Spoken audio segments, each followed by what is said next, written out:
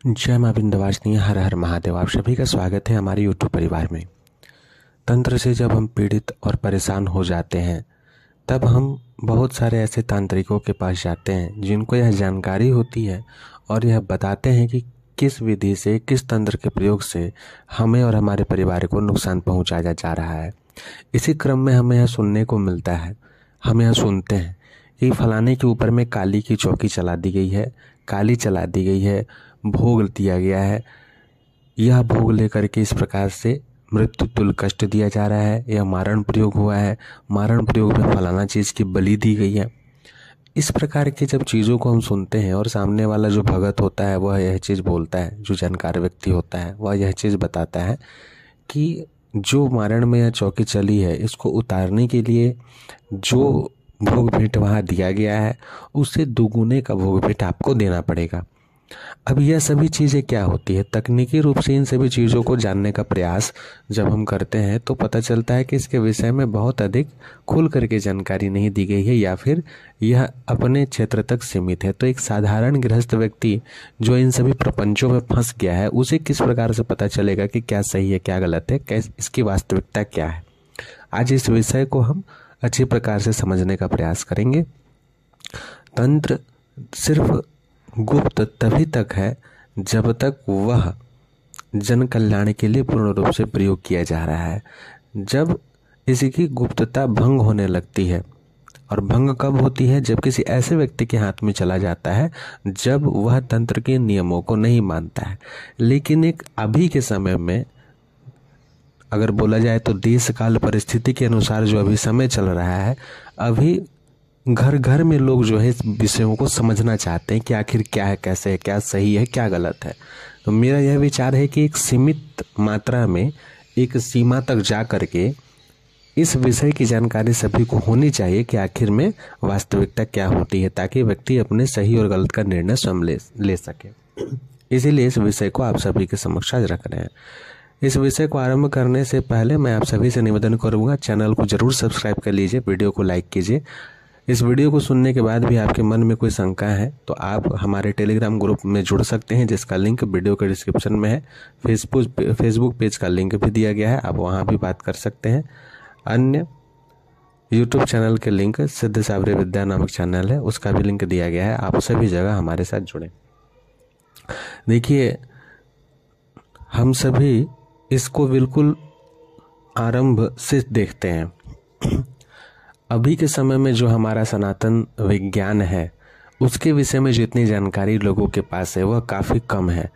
पहले जो हम इस युग से पहले का समय जो रहा है, जिसमें जो ऋषि मुनि हुआ करते थे, जो ऋषि होते थे जिनको कि आज के समय में वैज्ञानिक के समान माना गया है, वो शोध करते थे, मंत्रों के ऊपर शोध करते थे, तंत्रों के ऊपर, वनस्पतियों के ऊपर, औषधियों के ऊपर, सभी चीज़ के ऊपर वो शोध करते थे। और मंत्र का विशेष नक्षत्र इत्यादि में देश काल परिस्थिति इन सभी को देख करके सम्यक रूप से सभी को मिला करके उसका प्रयोग करते थे और फिर उसका प्रभाव जो है उसका वर्णन अपने शिष्यों को सम्मुख करते थे। कालांतर में उसको लिपिबद्ध किया गया और यानी कि ग्रंथों में भी उसको लिख करके रखा गया, जिसमें कि संहिता इत्यादि बने। अगस्त संहिता, महाकाल संहिता, जो अलग अलग ऋषियों के द्वारा लिखे गए हैं, उसमें उनके विभिन्न प्रकार के सूत्र इत्यादि हैं।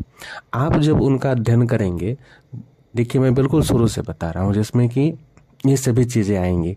अभी हम भगतवाल की बात कर रहे थे, यानी सूक्ष्म रूप में जो अभी हमारे सामने है, इसी को हम वहाँ से देख रहे हैं। तो यह जानने को आपको प्राप्त होगा कि प्रत्येक पिंड जो है, एक छोटा सा कण भी, यह वस्तु जो है उसकी भी अपनी एक ऊर्जा होती है, जो कि स्थिति ऊर्जा में, यानी स्थिति के अनुसार बिल्कुल वह एक तरीके से बोला जाए तो जब वो स्थिर है तो उसके अंदर भी एक ऊर्जा सन्निहित है, जिसको कि हमें चलायमान करना होता है, चलाना होता है। और उसी को चलाने के लिए, यानी कि उस ऊर्जा को दूसरी ऊर्जा में बदलने के लिए मंत्रों का प्रयोग किया जाता है, और मंत्रों के साथ साथ यंत्रों का भी प्रयोग किया जाता है। और साथ में जगह का भी ध्यान रखा जाता है। अब इसी चीज को और खुल करके समझते हैं। जैसे मान लीजिए यह बात कहा गया कि फलाने व्यक्ति के ऊपर में किसी देवता की शक्ति को चला दी गई, कोई लोकवीर की शक्ति या काली की शक्ति चला दी गई है, जिससे कि फलाने व्यक्ति की मृत्यु हो गई है। तो उसका अर्थ यह होता है कि दो प्रकार की ऊर्जा, पहली तो होगी कोई ऐसी ऊर्जा जिसमें कि आपको यानी किसी व्यक्ति के शरीर के ऊपर में इतना अधिक ऊर्जा का प्रक्षेपण हो, दबाव बने कि उसके अपने भीतर की जो जीव ऊर्जा है वो समाप्त हो जाए, या फिर वह इतना अधिक बढ़ जाए कि उसका शरीर ही फट जाए। एक तरीके से यह हुआ, कहने के लिए, समझाने के लिए बस ये बता रहे हैं। तो ठीक इस चीज का प्रयोग करने के लिए क्या करते हैं, जैसे मान लीजिए कि अब हम यहाँ देखते हैं कि बोला गया कि मुर्गा का बलि दिया गया है, जिससे कि उसके ऊपर मारण प्रयोग हुआ। तो मुर्गा जो एक जीव है जिसके भीतर एक ऊर्जा है, उसको शमशान इत्यादि में ले जाकर के, यानी कि जगह का ध्यान रखा गया, शमशान में जाकर के उसका जो वह पिंड है, यानी कि वह मांस इत्यादि से बना हुआ पिंड ही है जिसके अंदर एक ऊर्जा है, एक प्राण है। तो जगह हुआ, वह वस्तु हुई, और फिर कुछ मंत्र और उनके अपने गुरु परंपरा से प्राप्त कुछ ऐसे मंत्र इत्यादि हुए जिनके उच्चारण करके अपने उस मंत्र की ऊर्जा की, यानी कि उस मंत्र के देवता को बुला करके, और इस यह जो पिंड है यानी मुर्गा इत्यादि जो है उसकी ऊर्जा को उसमें सन्निहित करके, साथ ही शमशान में उपस्थित जो ऊर्जाएं हैं उनको भी उसमें डाल करके, समझाने के लिए बोल रहे हैं। तो अब ये 3 प्रकार की ऊर्जा को एक जगह सन्निहित किया गया पहले, और उसके बाद उसे लक्ष्य दिया गया। किससे लक्ष्य दिया गया? आजकल जो हम लोग सुनते हैं ना कि साउंड से किसी चीज को ऑपरेट करना होता है, हम क्या बोलते हैं, ऑन बोलते हैं तो ऑन हो जाता है, लाइट जल गया, ऑफ बोलने से क्या अलेक्सा है हमारे मोबाइल फोन में, आपका गूगल होता है, वॉइस ऑपरेटेड है, जैसे हम कुछ बोलते हैं वो सर्च करके ला देता है। तो ये विज्ञान आज कर रहा है, सोचिए पराविज्ञान पहले से है। तो जब मंत्र के बल से हम उसको लक्ष्य देते हैं कि फलाना व्यक्ति को जाकर के आप इस प्रकार से मारिए, तो वो ऊर्जा जो वो पिंड के साथ, उस स्थान के साथ जो निर्मित हुई है, वो अपने लक्ष्य को जाकर के भेदती है। अब सामने वाला व्यक्ति जिसके ऊपर लक्ष्य भेदन होता है, अगर उसके शरीर में मात्र एक सामान्य ऊर्जा है, यानी वो सामान्य व्यक्ति है, उसके शरीर पे कोई रक्षा करने वाली चीज नहीं है, उसके आसपास की ऊर्जा वैसी नहीं है कि उसका रक्षण हो पाए, तो उसकी मृत्यु हो जाती है। यानी कि जो हमें सुन रहे हैं कि भोग भेंट लेकर के कोई शक्ति किसी को मार रही है, इसके पीछे का वास्तविक विज्ञान क्या है कि हम कहीं ना कहीं अपने मानसिक शक्तियों के बल पर, मानस शक्तियां जो है होती हैं, यानी कि जो भी ऊर्जा इस ब्रह्मांड में पहले से उपलब्ध हैं, उनको हम अपने अनुरूप पहले ढाल रहे हैं, और ढालने के पश्चात जैसा हम चाहते हैं वैसा उसका प्रयोग कर रहे हैं। अब यहाँ जब प्रश्न ये उठता है कि इसको रोका कैसे जाता है या उतारा कैसे जाता है, जो हम लोग सुनते हैं कि उतारा में डबल, तो डबल का अर्थ क्या हुआ? जितनी ऊर्जा आपके ऊपर भेजी गई है मारने के लिए, खत्म करने के लिए, उससे दुगुनी वेग की ऊर्जा को उसके समक्ष रखा जाएगा। तो पहला जो होगा उसको रोकेगा, दूसरा जो होगा उसको हटा देगा। यानी सामने से सामने, जैसे कि मान लीजिए कि 10 किलो का आपके ऊपर पत्थर फेंका गया है, तो उसको रोकने के लिए एक 10 किलो का पत्थर इधर से भी फेंका गया, जब दोनों टकराएंगे तो खत्म हो गया।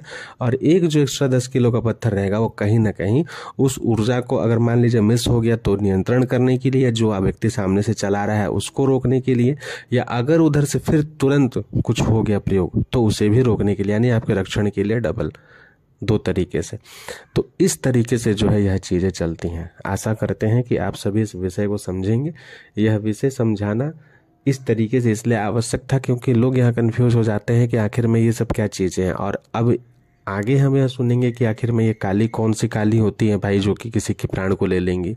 यह भी तो प्रश्न उठता है, काली भला कैसे किसी को मार सकती हैं, वो तो माता है, तो फिर ये क्या है, किसको ये क्या बोल रहे हैं, इस विषय को हम आगे के वीडियोज में समझेंगे। जय मां विंध्यवासिनी, हर हर महादेव।